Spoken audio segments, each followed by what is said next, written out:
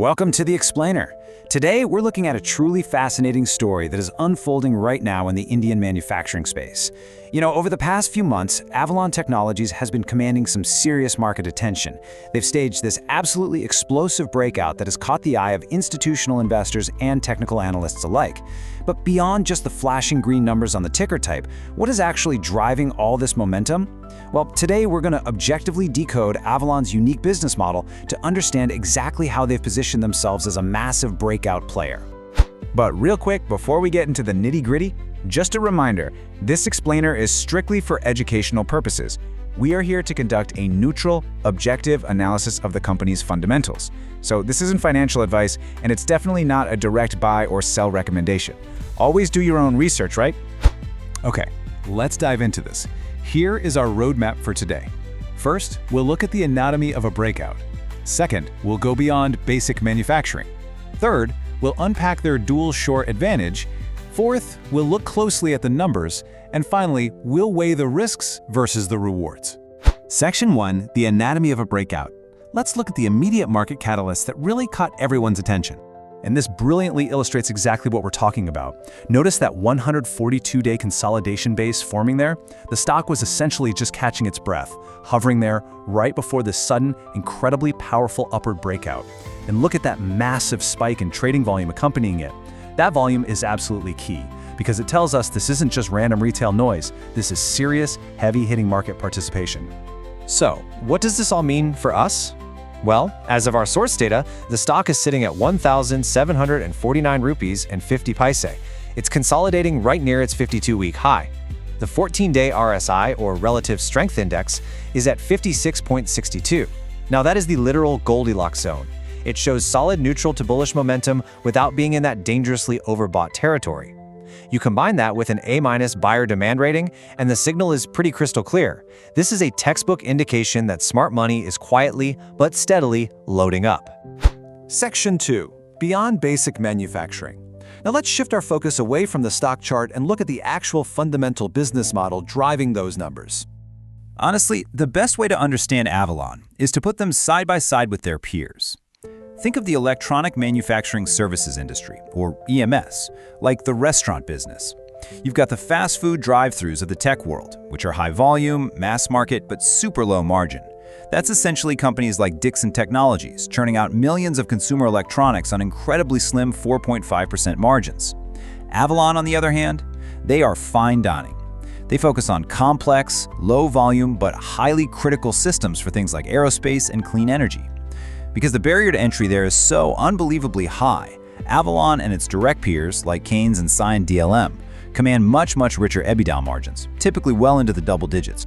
And the secret ingredient to those higher margins? It's a process called a box build. See, Avalon doesn't just solder simple green circuit boards. Because of their vertical integration, they manufacture almost everything in-house. We're talking the sheet metal, the plastics, the custom cables, the magnetics, right down to assembling the final electromechanical product. By not outsourcing those subcomponents to third parties, Avalon essentially pockets those sub-tier vendor margins for themselves, which directly yields higher gross margins across the board. Now, a company like this wasn't built overnight.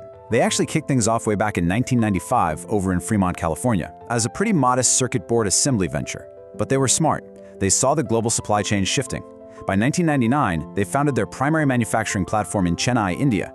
Through some really clever strategic acquisitions in design modeling and this aggressive expansion into aerospace and system integration, they morphed from a small California startup into a vertically integrated global giant.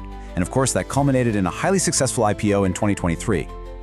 Just look at who they're actually building these boxes for. They aren't making fickle consumer smartphones that are out of style in 6 months. 28% of their revenue comes from mobility and transportation. Think rail signaling and actual aerospace modules. 26% is industrials, and 18% is clean energy, like components for hydrogen fuel cell systems. These are absolutely mission-critical industries. Once you qualify to build a crucial part for an airplane or a hydrogen plant, the switching costs for that client to leave you and go to a competitor are enormous. The big takeaway here? Avalon isn't just making parts, they're making themselves totally irreplaceable. Section 3, the dual shore advantage. Let's introduce the core operational moat that really sets Avalon apart in this massive global supply chain. Here's exactly how their dual-shore workflow operates, and it's pretty brilliant. Step 1 happens in the United States, literally right next door to the client's design teams, where they focus on early-stage rapid prototyping. Step 2 is getting that design fully mature and qualified. Then, once the intellectual property is safely locked in and the product is ready to scale, boom, Step 3 kicks in. They seamlessly transfer the high-volume manufacturing to their low-cost facilities in India. It perfectly protects the client's US intellectual property while capturing those massive Indian cost efficiencies. Now, what's really interesting about this slide is how striking that synergy is when you look at the raw data. 62% of Avalon's revenue originates from clients in the USA, and yet 79% of the actual manufacturing happens in India. Think about that. They are generating high-value US dollars on the top line while paying highly efficient Indian rupees on the cost line. It's an incredible setup. Section 4. By the numbers. Let's pivot to the financials and see how this dual-shore model actually translated into their recent massive FY26 recovery. Okay, to really appreciate the current numbers, we need a tiny bit of context. Back in FY24, Avalon hit a bit of a speed bump. They went through what's known as an inventory destocking phase. Basically, their North American clients just had way too much inventory sitting around, so they paused their orders. That temporarily squeezed Avalon's margins and utilization. But the key word here is cyclical. It was strictly cyclical. Once all that excess inventory cleared out, the floodgates reopened, and it perfectly set the stage for this massive FY26 rebound we're seeing now. And man, what a rebound it was. Avalon's FY26 consolidated revenue growth reached a staggering 46% year over year. That brought their total top line to an impressive 1,603 crore rupees. But the profit line? That is where the magic of operating leverage really shows up. Because their fixed costs were already covered. That returning wave of North American demand translated directly into a massive 78% surge in FY26 net profit, totaling 113 crore rupees. So the crucial point is this margin progression right here.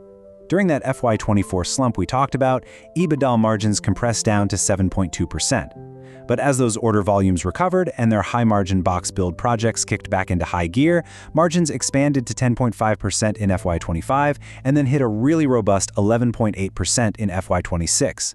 This sheer operational efficiency drove their return on capital employed up to an incredibly impressive 20.6%. If we break it down quarter by quarter, you see this picture of steady, consistent acceleration, which ends with a remarkably strong Q4 exit. What's equally impressive, though, even if it's not explicitly drawn out on this chart, is their overall balance sheet health. Over this same period, they shrank their net working capital days down to 112. That means they are tying up a lot less cash in inventory and they're getting paid much faster.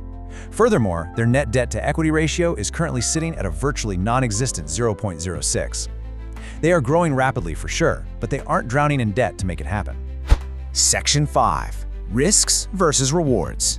Now, let's move to our objective conclusion and balance all this bullish momentum with some very real operational risk factors. On the reward side of the equation, we've clearly seen the benefits, right? You've got those juicy vertical integration margins, that brilliant dual-shore cost synergy, and those incredibly high client switching costs.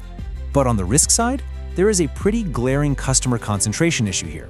Avalon's top 10 customers account for roughly 61% of their total revenue. If they lose just one of those key North American clients, or if US industrial demand suddenly dips again, their top line is going to take a highly disproportionate hit. Plus, they are always operating at the mercy of volatile raw material pricing for things like copper and electronic components. But despite those risks, the smart money seems pretty confident in the long-term thesis here. Looking at the shareholder breakup, the original promoters still hold a very stable 44.4% controlling stake. They definitely still have skin in the game.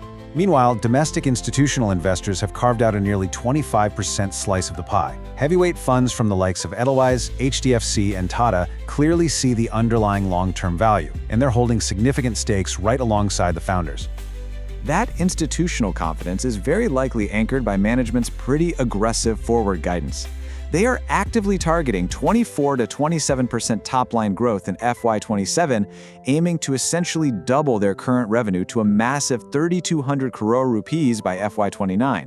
And honestly, this isn't just wishful thinking on their part, it is heavily backed by a record-breaking 2,196 crore rupee order book that is highly concentrated in explosive, future-facing sectors like clean energy, hydrogen fuel cells, and defense. So we've unpacked the chart breakout, the dual shore strategy, the massive profit surge, and yes, those very real concentration risks. Now, I want to leave you with this final thought. In the midst of this historic Indian manufacturing boom we're witnessing, does Avalon's unique cross-border moat and their deep focus on complex, mission-critical systems truly justify its premium market position? It is an absolutely fascinating objective case study in global supply chain strategy. Keep learning, keep analyzing, and thank you so much for joining me on this explainer.